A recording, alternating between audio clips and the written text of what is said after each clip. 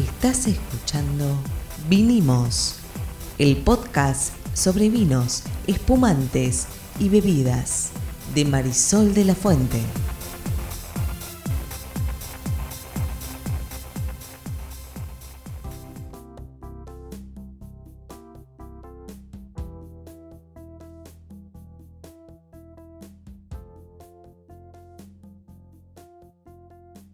Buenas, mi nombre es Marisol de la Fuente y soy Sol Sommelier. Yo soy Ariel Torres, soy el que hace las preguntas del que no sabe en este podcast de vinos y bebidas de Sol. ¿De qué vamos a hablar hoy? Hoy vamos a hablar de vino orgánico, pero lo vamos a hacer desde un lugar diferente, no solo pensando en cuál es la definición de un vino orgánico, o biodinámico, o vegano, sino tratando de entender por qué esto es importante realmente para todos nosotros, los que vivimos sobre la faz de la Tierra. Primero habría que tratar de definir qué significa orgánico. Orgánico no significa orgánico. O sea, la palabra orgánico normalmente se utiliza para lo que es orgánico, en este caso tiene un significado muy metafórico, muy por extensión. No es que los vinos estos tienen órganos o que de alguna otra forma son... Están vivos. Bueno, los vinos están vivos, son alimentos y provienen de la vid.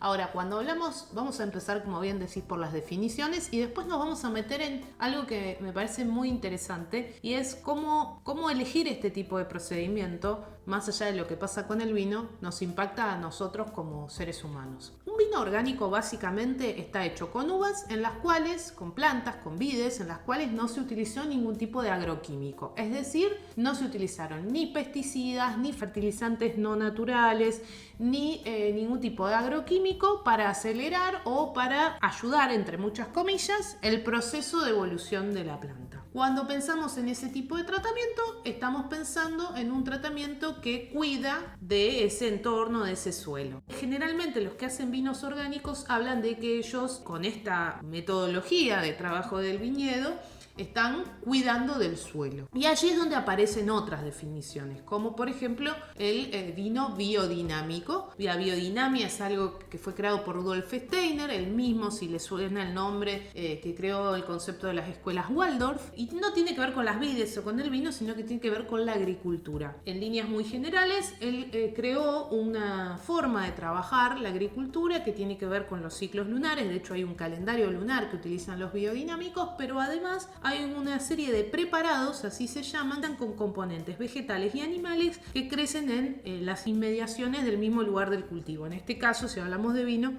de un viñedo. Entonces se pueden trabajar elementos o materiales que son de origen orgánico, vegetal y animal, que son compuestos, que son preparados, que se utilizan, por ejemplo, para prevenir enfermedades o como compost o como materiales preparados, vuelvo a decir, que se utilizan para el cuidado de las vides. Obviamente, en estos casos, además de tener las vides, tenés gramíneas o plantas que se utilizan entre las líneas, entre las hileras de la vid, tenés animales de los cuales vas a terminar usando el estiércol o los cuernos o partes de esos animales para hacer estos preparados. Entonces se crea un concepto de ecosistema y un concepto que está asociado a otra definición bastante más reciente pero mucho más extendida, que es la idea de tener una agricultura regenerativa del suelo.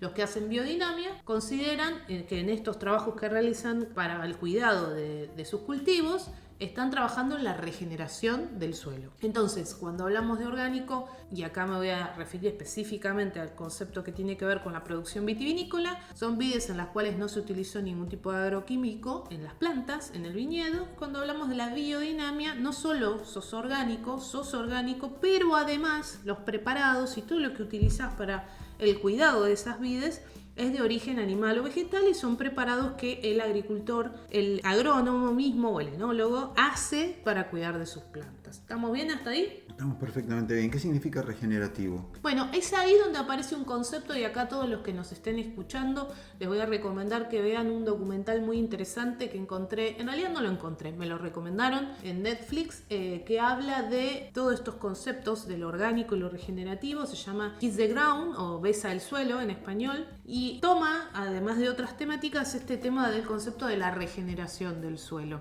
De hecho, voy a agregar que quien me lo recomendó o quien lo recomendó en una conferencia de prensa fue Anne Busquet, que es la dueña de la bodega Domaine Busquet, una de sus propietarias, que ellos no solo son orgánicos desde el inicio, sino que además están cumpliendo con todas las certificaciones relacionadas con ser sustentables. De hecho, estaban presentando su informe de sustentabilidad y fue allí donde ella recomienda que este documental que yo vi y que realmente me llevó a querer hacer este podcast de hoy, porque muchas veces hablamos de lo orgánico como una moda o como, bueno, una tendencia y la gente que quiere cuidar el medio ambiente, pero no llegamos a comprender la profundidad de la necesidad de cuidar de nuestro suelo para no quedarnos sin planeta, ¿no? Explícamelo. Cuando uno piensa en la regeneración, a ver, yo lo voy a explicar de manera muy simplificada y con mis palabras. Seguramente va a haber gente que está más capacitada para explicarlo técnicamente, pero cuando nosotros hacemos cultivos extensivos, y la vid no es una excepción a esto, nosotros terminamos agotando el suelo, y en ese agotamiento del suelo, sobre todo en los cultivos extensivos de maíz, de trigo, de soja, se va agotando ese suelo.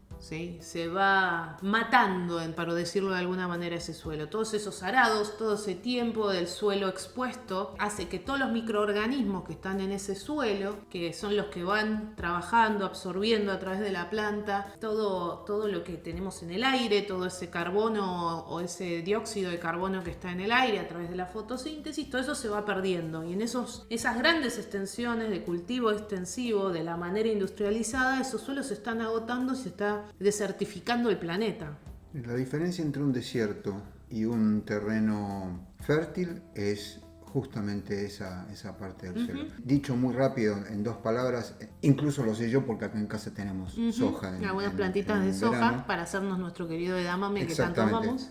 Cualquiera que hace soja sabe que tiene que rotar. ¿Por qué? Porque la soja va a consumir mucho de un elemento en particular de la tabla periódica. Los elementos en general que utilizan las plantas son nitrógeno, fósforo, potasio, calcio. También utilizan otros, también utilizan hierro, etc. Bueno, eso es una de las cosas que se puede agotar en el piso, pero también se puede, como vos decís, degradar hasta el punto de que ya casi no hay los microorganismos que ayudan a las plantas a funcionar. Entre otros están las micorrizas. Las micorrizas son hongos que crecen en las raíces. De ahí viene la palabra mico, que significa hongo, y rizas, raíces. Crecen. Cuando uno oye en la radio el aviso antes del informe del campo de las semillas inoculadas, bueno, lo que tienen esas semillas son ya un tipo de micorriza que está adaptado o que es mejor para el suelo en el que vos vas a plantar. Es una buena idea. O sea, yo no quiero de ninguna manera condenar a toda la industria que hace que podamos comer, pero independientemente de que vos uses semillas inoculadas o no, cuando vos tenés otra clase de cultivos, o incluso utilizás cultivos inoculados con semillas inoculadas, vos vas a estar consumiendo otras cosas. Exacto. Y aún si vos utilizás semillas inoculadas, una vez que vos reventás el piso porque lo sobretrabajás, todo lo que haya inoculado se va a morir. Exacto. Y encima, si usás pesticidas. Y además ahí están los insecticidas. Los pesticidas, el famoso glifosato que la gente lo echa en las plantitas de su jardín como si nada, que se usa en grandes cantidades en el cultivo extensivo. Si usás incluso los fertilizantes artificiales, los fertilizantes para forzar el crecimiento de esas plantas, todo eso va agotando el suelo. Uno de los problemas de los fertilizantes está, y esto también lo sabe cualquiera que tenga un jardín en su casa, aunque sea un jardín de 4x4, ¿no? Es que vuelven cada vez más salino el piso. O sea, es mejor trabajar con compost. Si uno trabaja con compost, vos podés usar un fertilizante en ciertos casos para ciertas cosas, con cuidado, pero normalmente lo que haces es trabajar con compost. ¿Cuál es la diferencia? Bueno, en el compost no interviene la sal. Esto está dicho de nuevo, muy a las chapas. Muy por encima, por supuesto, pero... Sería, si no, además, quizás excesivamente técnico si uno empieza a raspar. Sí, a profundizar. Exacto. Pero, a ver, volviendo a los viñedos, para no irnos a la soja o al trigo, de hecho en los viñedos se usa compost, en estos viñedos orgánicos. Los viñedos orgánicos, sí. Este compost muchas veces se hace de los mismos elementos que salen del viñedo. Yo he estado en lugares donde se hace compost, que se utilizan los escobajos y partes de las plantas que de la cosecha de este año se ponen en las pilas para generar el compost, lo mismo partes del mosto y elementos que terminan generando esta materia orgánica que va a ir al suelo para ayudar a alimentar ese suelo. De hecho, esa materia, ese humus, es materia orgánica también. Hay microorganismos ahí que cuando los pones en el suelo contribuyen a ese suelo. Por eso, cuando estamos hablando de cultivo orgánico, cultivo biodinámico, también es normal que se deje crecer la propia vegetación del lugar, se dejen los mantos verdes, porque eso ayuda a fijar en el suelo el nitrógeno, ayuda a que el viento y las condiciones climáticas no empeoren la desertificación, ayuda a que ese suelo no se compacte, por ejemplo, en los viñedos. Después, si vos tenés todo impecable, limpio y demás, tenés que hacer trabajos en el viñedo para descompactar. Entonces, de nuevo, cuando es una toma de conciencia también para mí misma de por qué es importante esto de lo orgánico y lo no orgánico. De hecho, en el mundo ya hay proyectos de cultivos múltiples en los mismos lugares. De hecho, hay proyectos y gente que está con cuidado de ganado, que se dedica a la ganadería y hace rotación de su ganado por distintas partes del campo, porque está demostrado que los animales en sí mismos no son malos. Si está bien trabajado, ese pisar ese suelo ayuda a fijar componentes. Bueno, en el mundo hay toda una movida de gente que está abriendo los ojos sobre es el único planeta que tenemos y cómo podemos hacer alimento para que nadie tenga hambre de una manera que sea más amigable, sin tener que llegar al punto donde la tecnificación o la industrialización extrema desertifique el suelo que tenemos, porque volver a recuperarlo es un ciclo larguísimo. Sí, yo quiero aportar varias cosas. Lo primero es algo que me contó una persona que trabaja en el INTA con los humedales. Nadie está diciendo que dejemos de hacer agricultura y ganadería. Lo que ella me contó fue muy interesante. No recuerdo la provincia, Jujuy, San Luis, en algún lado hay humedales de altura y en lugar de eliminar los humedales, arreglaron con la gente que cría cabras, porque esos animales normalmente se acostumbran a comer las plantas que crecen en los humedales, entonces todos salían ganando, los que criaban los animales y el medio ambiente, claro, por los humedales. Los humedales son sumamente importantes, sí, por un número de motivos. Lo otro que quiero decir es, la historia ha demostrado que nos equivocamos un número de veces en este campo, como en otros. Sí, claro. En algún momento dejamos de usar ciertos insecticidas y se eliminaron del mundo. Después otro y se eliminaron. Ciertas prácticas las usamos hasta que nos dimos cuenta de que era una gran cagada y las dejamos de usar. Entonces, la toma de conciencia debe hacer es lo siguiente, a mi juicio. Reclamarle, y en esto están, a la ciencia y a la tecnología, no menos ciencia y tecnología porque esto es malo para el mundo, porque todos tenemos que ser verdes, porque los números no cierran. Claro. Es que podamos tener, hace falta un insecticida porque vos tenés que hacer 50 hectáreas o 500 o 1500 o 25.000 hectáreas de soja y vos no podés hacerlo orgánico a esa escala, es imposible y eso va a alimentar a los chanchos de lo que puedan a comer no sé cuántos millones de habitantes. 70% de la producción de la agricultura extensiva en los Estados Unidos está dedicada a alimentar animales que a su vez están encerrados en un feedlot. Bueno, todas estas cosas, si están mal hay que ir arreglándolas. Claro. ¿Por qué hay que ir arreglándolas? Por dos motivos. Primero, porque como bien dijiste hay un solo planeta, pero además lo otro es mucho más importante lo otro que dijiste. Vamos a dejar de lado el calentamiento global. El calentamiento global puede hacer que este planeta se convierta en un planeta como Marte y chao, perdimos todos. Así es. Pero si los suelos se degradan, hasta que eso llegue, va a haber mucha más gente sin tener nada para comer de la que hay ahora. Obvio. Algo más. Hoy hay por lo menos 800 millones de personas que pasan hambre. Así que no estamos resolviendo tampoco el problema del hambre con esto. Con lo que estamos haciendo. La pregunta es, ¿se puede hacer? La historia demuestra que se puede hacer. Porque hasta ahora, poniendo más tecnología, no menos tecnología, hemos ido mejorando muchísimo las prácticas. ¿Se pueden hacer 25 millones de hectáreas de soja con el cuerno de cabra y con la gramínea? Eso yo no lo puedo responder.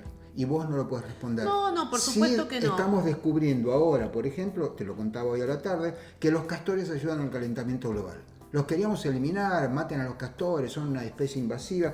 Ahora acaban de descubrir, utilizando fotos satelitales, que ahí donde están los castores volviendo, o donde hay castores, crece más rápido, se vuelve más rápido verde, o sea, se evita la desertificación. Entonces, me parece que la línea, para mí el epígrafe de la foto es, seamos humildes. En este documental que vuelvo a recomendar a todos que vean, Kiss the Ground, Hay un ejemplo que me pareció genial de San Francisco, donde el servicio de recolección de residuos tiene separado lo que son residuos orgánicos del resto de los residuos y aquellos que aportan más a los residuos orgánicos, con restos de alimentos básicamente, pagan menos impuestos que aquellos que en realidad llenan el tachito de la basura tradicional. Todo ese residuo orgánico va a una planta donde ¿qué hacen? Compost. Sí. Entonces, vos me decís, es un ejemplo por ahí pequeño, esto es una ciudad en los Estados Unidos, pero digo, supongamos que la conciencia de lo que hacemos se expandiera en el mundo, en las ciudades. Si todos tuviéramos, los que toman decisiones, más todos nosotros, la conciencia de entender y la humildad de entender que nosotros no somos los dueños del planeta, sino que somos los habitantes de este planeta y tenemos que cuidarlo. Pero volvamos a los vinos. Sí, igual una cosita. Mi peor miedo es que esto se convierta en puro voluntarismo. En separar los residuos, y con eso nos alcanza. Está probado, recontraprobado que reciclar es bueno, pero también está recontraprobado que se recicla muy poco, sí. Y también está recontraprobado que el propio reciclado puede contaminar. Entonces, ¿qué significa que esto no se convierta en voluntarismo? Lo que vos dijiste, y esto un poco lo ve uno en los chicos. Yo me acuerdo de haber dado charlas para chicos de adolescentes, y ellos tenían más conciencia de que este es el único planeta que tenemos que muchos adultos. Me parece que donde termina el voluntarismo y empieza la acción verdadera es en que las personas dejen de sentirse los conquistadores que con 2 cachetadas resuelven todo porque somos los dueños del mundo, como decimos. Esto es lo más difícil de lograr, porque es muy fácil transmitir el mensaje opuesto, el mensaje de que con 2 cachetadas a la naturaleza la domino, le pongo unas riendas y salimos andando. Y resulta que no funciona así la naturaleza. La naturaleza ha tenido 3.000 millones de años desde que aparecieron las primeras formas de vida, 700 millones de años desde que aparecieron las primeras formas de vida complejas, 700 millones de años por lo menos para planificar lo que tenemos ahora. Y aparece el hombre y en 2 minutos te despedaza por él. La deforestación en el Amazonas, y no es el único lugar. No, claro. En la Argentina teníamos enormes bosques que ya no están más. Exacto. Así que me parece que hay que tratar de evitar el voluntarismo. Esto no es a botonera. No es solidaridad. Acá los únicos que vamos a perder somos nosotros si nos quedamos sin suelo donde plantar. Pero bueno, volviendo al mundo del vino, este podcast, por lo menos de mi lado, tuvo el objetivo de decirte que cuando veas que una etiqueta dice orgánico, dice biodinámico, no pienses que te están hablando de una moda. Es verdad que cada vez se piden más este tipo de vinos, que siguen este tipo de procedimientos. Es verdad que hay países que no importan vinos de países vitivinícolas que no tengan estas certificaciones. Seguramente tendrás muchos peros para decir en relación con esto, pero me quedo con lo de fondo. Cuando hablamos de lo orgánico, cuando hablamos de lo biodinámico, pensemos que hay todo un mundo que tiene que ver con la agricultura y en este caso con la vitivinicultura, que está tratando de hacer su aporte en todo esto que conversamos a lo largo de este podcast, que es entender el planeta en el que vivimos y ayudarlo a que podamos seguir viviendo en él de una manera mucho más amigable. ¿Esto se llama? Vinimos.